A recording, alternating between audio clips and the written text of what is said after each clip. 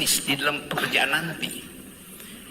Karena bayangan kita setelah kamu lulus adalah sebagai berikut. Saya terangkan, silakan duduk. Terima kasih. Coba bayangkan, dia akan lulus kira-kira 1,5 tahun lagi itu. Apa yang akan dia temukan 1,5 tahun dari sekarang? Satu adalah kekacauan dalam negeri, yaitu pemilu. Udah pasti. Yang kedua, kalaupun ada presiden baru 2024 ketika dia lulus akan dipusingkan oleh utang luar negeri yang mungkin udah sampai, kalau digabung dengan swasta udah 17.000 triliun. Bayarnya itu tadi saya lihat di situ, biaya untuk belajar di fakultas di S2 Universitas Muhammadiyah ini itu berapa tadi? Semester 1 14 juta, semester 2 sampai 4 5 juta, jadi 2, 3, 4 15 juta juga, 30 juta untuk jadi sarjana. 30 juta sedikit sekali itu. 30 juta itu kalau dikurs dalam dolar $2.000 cuma. Karena dolar sekarang udah 16.000, ntar lagi naik 17.000. Sedikit sekali. Sementara data yang diterangkan oleh Sri Mulyani, ini Sri Mulyani yang bilang, setiap bayi yang lahir hari ini dia akan dibebani hutang luar negeri 30-40 juta. Jadi Anda bayangkan, begitu Anda lulus, Anda mesti bayar 40 juta pada negeri. Anda udah defisit 10 juta. Saya nggak nakut-nakutin. Lalu kita berpikir, bisnis apa yang akan berada di 2024? Startup di seluruh dunia itu downgrade.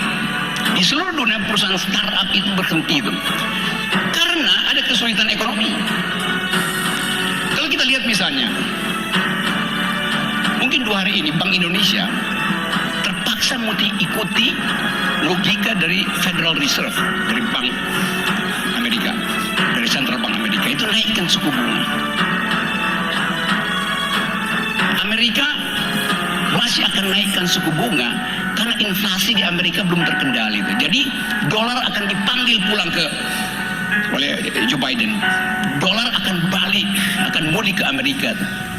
Indonesia terpaksa mesti lakukan hal yang sama, yaitu naikkan suku bunga. Konsekuensinya apa itu? Sektor real mati. Karena duit nggak beredar, likuiditas tidak ada tuh. Artinya UMKM nggak akan dapat modal kalau dia mau pinjam, suku bunganya tinggi, sementara pembelinya nggak ada tuh. Jadi kesulitan itu akan sampai juga ke Sukabumi.